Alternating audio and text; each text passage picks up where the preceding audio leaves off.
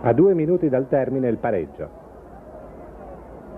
Gran tiro di Borsellino che riceve da Citterio, palo pieno con Venturelli di Marmo. Arriva Osellame ed è il sospiratissimo 1-1. Carlo Osellame, 68 anni, montebellunese doc, una grande carriera da calciatore prima e poi da allenatore. Su questi campi biancocelesti hai mosso i primi passi? Sì, ho iniziato da qui e ne sono molto felice perché ho fatto una discreta carriera calcistica, quella che tutti i ragazzi vorrebbero fare. Ho fatto un anno strepitoso con allenatore Berto De Bortoli, abbiamo vinto il campionato e abbiamo vinto anche la Coppa Italia e da là ho cominciato a partire, sono andato a Treviso e poi via via tutte le altre. Dal Treviso poi al Provasto l'esordio tra i professionisti. Sì, professionisti per modo di dire, perché la Provasto una buona società, però campo in terra battuta e purtroppo là quando cadevi per terra ti facevi male. Abbiamo fatto un buon campionato, ci siamo salvati tranquillamente e poi alla fine del campionato sono ritornato a Treviso.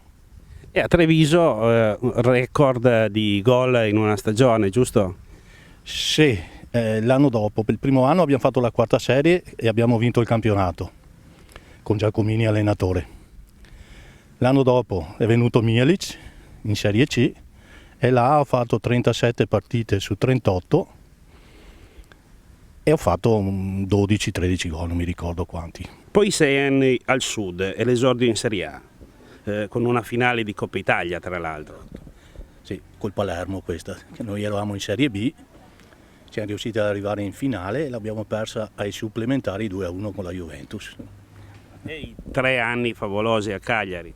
3 anni bellissimi a Cagliari, indimenticabili sicuramente. Ho cambiato ruolo perché da esterno sono passato centrocampista e là ho finito da centrocampista poi. In Serie A 75 presenze e 5 gol, quindi un centrocampista anche con un po' il fiuto del gol. Ma ero partito come attaccante io, quindi un po' del vizietto del gol ce l'avevo. E poi ogni tanto mi buttavo dentro qualche punizione, qualche mischia, qualcosa, si faceva qualche gol ogni tanto.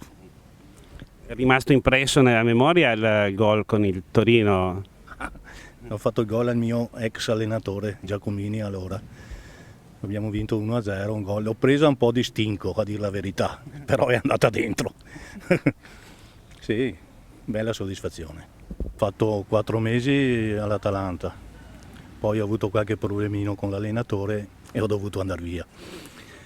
Sono passato al Modena, ho fatto 2 anni, in poche parole, benino, ci siamo salvati perché era una squadra non da vincere il campionato, ma da fare un discreto campionato. Ci siamo salvati tutti e 2 gli anni, ho fatto anche il capitano della squadra. Bene, bella soddisfazione. Ma a Palermo la più bella soddisfazione, anche se poi è finita male, è stata la finale di Coppa Italia contro la Juventus, che l'abbiamo persa a 4 minuti dalla fine dei supplementari. Poi che a Palermo sono abbastanza caldi come tifosi. Finita la carriera di calciatore, nel 1988 ti iscrivi al corso di Coverciano. Sì, esattamente, il corso di seconda categoria, che potevi allenare fino alla Serie C. E ho trovato subito squadra alla fine, una squadra non me la sarei mai aspettata, lo Schio che era in Serie D allora, la Serie D di adesso, l'interregionale. Abbiamo fatto un buon campionato perché era una squadra non giovane, giovanissima e siamo riusciti ad arrivare ottavi. Poi l'anno dopo ho voluto cambiare, anche se ho sbagliato, secondo me dovevo restare ancora. Sono andato al Giorgione. Il Giorgione era appena sceso dalla serie, cosa c'era? Serie C, C2, allora, C2. Eravamo secondi in classifica, terzi in classifica, non so cosa sia successo. Ho perso una partita fuori casa e là sono stato esonerato.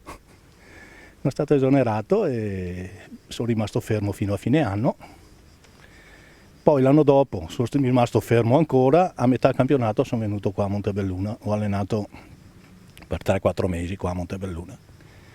Poi sono andato a Cagliari, ho fatto i 4 anni a Cagliari da allenatore, 2 allievi nazionali e 2 primavera, benino. Finiti questi 4 anni sono ritornato a casa e sono andato a Treviso. Ho fatto 3 anni, mi sembra, sì, 3 anni di primavera a Treviso, dove ho allenato anche un certo Boriello, che era un po' pazzo, però si vedeva che era un giocatore di calcio. Beh, l'avevi anche trasformato, giusto? L'avevi fatto diventare un attaccante. Esatto, lui è venuto come centrocampista. Io purtroppo in quel momento mi sono trovato senza attaccanti, gli ho fatto fare il centravanti perché lui fisicamente era ben messo e da là è stata forse la sua fortuna. Ora da allenatore una nuova esperienza a San Gaetano. Sì, ho fatto questa scelta più che altro per avere più tempo libero. Devo guardare anche i miei nipotini, quindi prima cosa penso alla famiglia, poi al calcio. Quest'anno mi è venuta voglia di allenare, di ritornare dopo 2 anni ad allenare e ho scelto il San Gaetano che è qua vicino a casa.